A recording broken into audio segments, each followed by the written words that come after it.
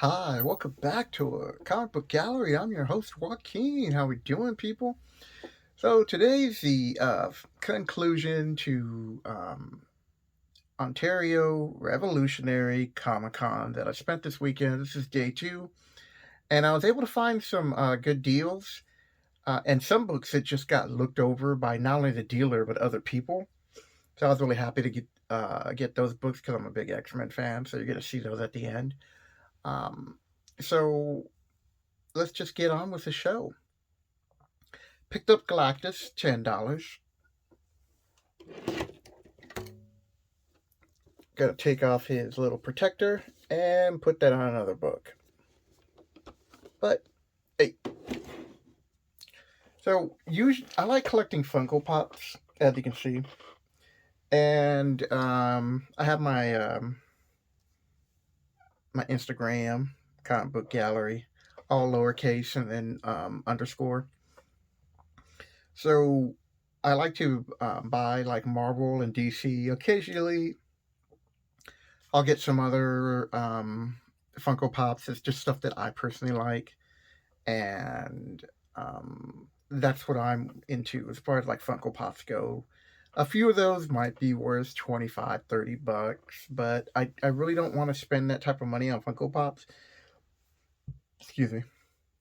Especially since they're just there to present with like the book, like this setup you would have similar here if I bought something new. I want to have like the timeless variant. That's why I have the Alex Ross. I got Kang, and then I put the Funko Pop, and then whatever book I bought or whatever. Um, that's what you're gonna find on my Instagram page. So, um, started the day off looking for X Men Run from 101 to like 141, and I wasn't gonna like break the bank on those books. And it's one of those things where if I find a really good deal and I like the condition, then I'll get it. If not, I'll just go and collect other books for to complete my run. Like I think I'm gonna collect Avengers from like 100 to 300, maybe. Like the same thing I'm doing with my X Men, and that's gonna be way cheaper than what I'm doing right now with the X Men series. Because my X Men goal is basically from 94 to 300, and then eventually collect up to 500, and then anything below that I can get, I'll be happy with. I do have Giant Size X Men number one. One of my major goals is to get Hulk 181, the first appearance of Wolverine. I have the second, so and if I can't get 181, maybe get 182, third appearance or at least his cameo appearance. Um, so that's what I'm into collecting. So I got the Avengers. This was like a really cool book. I remember because I've sold my comic book collection like I want to say two times, where it's just like completely gone, and maybe I kept a few books, that type of thing. So I do remember me reading this story back in the days, and this is a cool Molecule Man story, and the setup is Secret Wars chooses the aftermath, and only the Molecule Man can save the world type of situation. And I'm gonna leave it at that because, like I said, I do want to do a video on this one. All right, 281. So the Avengers. If you were fortunate enough to read the Masters of Evil, that I want to say started around 271, 272, which is a setup, and Baron Zemo got together like a pretty good crew of villains. He had like the Wrecking Crew, you had Mr. Hyde, you had Absorbing Man, Titania, Moonstone. Um, God, I want to say his name is Darkseid. Maybe he's a God. I can't remember his name off bat. And he can manipulate dark matter, so he's able to neutralize Captain Marvel. Goliath is there. Tiger Shark is he recruited, and they took down the Avenger Mansion. So it's a pretty good Masters of Evil story. And so this is the aftermath because Hercules gets his butt kicked, and Zeus is pretty upset about it. So this is leading up into the Avengers versus the Olympian War. Spoilers: the Avengers get their butt kicked. But 281, She-Hulk Wild in the Street. So I'll be doing now that I've been able to collect this series from 81 to I think it's like 85 or 86. This is another series that I'm going to break down like I did with the Masters of Evil. And Prisoners of the God, you have Poseidon here. And so this is when they're getting captured by the Olympians. And then I found this bad boy for $250. So this is Hulk. I mean, this is Avengers 180. Like I said, I love these old school Avenger books, X-Men. I also like collecting Web of Spider-Man, Spectacular Spider-Man. Those are other two runs. I just want to collect the whole thing because I'm not going to be able to collect the first run, so I might as well go for the second and third or whatever order they came in. I think Web was first. So, ain't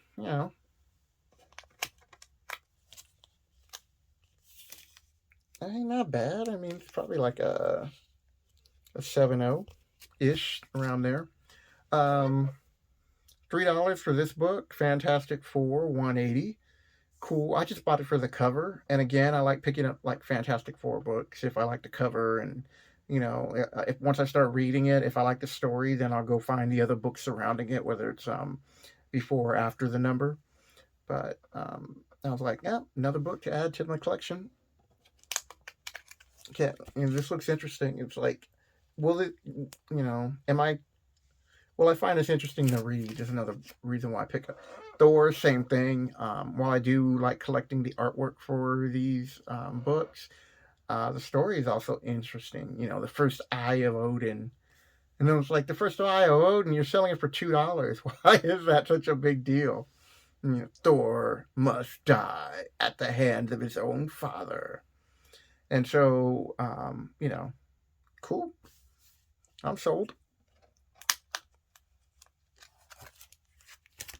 And of course, now I didn't get this for half price. This is just, I paid $13. So this is a Pizza Hut Collector's Edition of Batman 122. I do like the cover on it. This book is about $10, anywhere between $10 and $20. Even in this condition. But, you can find a better condition. I mean, it actually makes me want to go buy the non-Pizza Hut variant, but again, I'm just like, oh man, I got to get this. This looks cool. And plus, at this point on day 2, I really wasn't finding the X-Men books that I wanted. Like everybody had like, I want to say from like 145 and up, and then they had their keys of like first appearance of Phoenix and some other books that I just wasn't going to pull the trigger on. And so, at this point, I'm just like grabbing other fillers and just grabbing books I want to read or collect. And Pizza Hut Batman variant made the cut. All right, now, which brings us into Jim Lee's Chris Claremont's X-Men number 3. I do have the first appearance of Omega Red. I want to say I have like a 9.2, somewhere around there, but it's signed. Is it signed by Jim Lee? I didn't even pay attention to who it was signed by. I want to say at least Jim Lee's on there. It might have 2 or 3 signatures, but I picked that up, so I was happy with that, and I picked that up like a while ago. So now I got to find me kind of like a 7 to 8.0 copy of it, so I can just have that in the run so I can read. Here's issue 12, At the Mercy of Hazard. And the Executioner song. I really did like this series, so when I saw this, I was like, I gotta get this. And you have 15. And 16. I like that cable cover.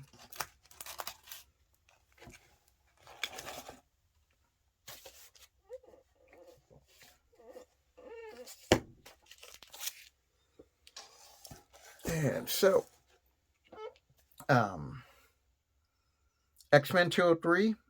I need a reader copy of this. Eventually, I probably might be looking for a better copy of some of these books. Um, but I who knows? I might keep this one. It's not that bad a condition. It's probably like an 8. 204. Um, from what I can recall of reading that, it was like a cool little night crawler story. So, and I got that for $2. Um, 203 I got for $1.50. Another $2 for 206. Oh, and here's where I could not pass this up. So, every now and then, you'll get dealers that, for whatever reason, they just don't pay attention to the price on the book sometimes, and so this stood at $20. Like, I know the person's like assistant didn't even bat an eye at these. Like, la da da, and I was just like, pulling one of these. Like, I didn't even check my phone or do anything to like look up these prices, because once I saw that, I was like, I've got to get this. So, X-Men 118's on my list, $20. So I was like, even if this is a 6.0, which it's not, and I've already looked over the inside, there's no major blemishes or anything. I want to say this is at least a 7.5, if I'm lucky, like an 8.0 after a cleaning and a pressing.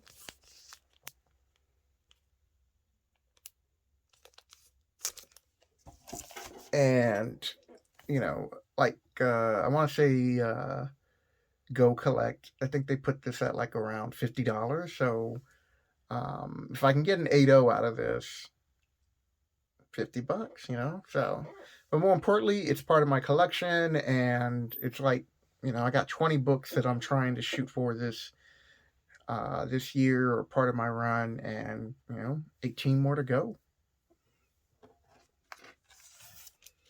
And again, another $20 book, 108. So at a 4.0, this is like $32. And if I can get a 6.0 out of this, which I feel pretty confident, this is like 90. I had to write down my notes, people. All right.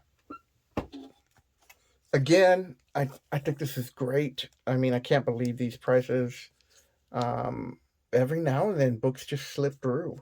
It's kind of like when a book drops and they conveniently don't lower the price and just keep it as it is.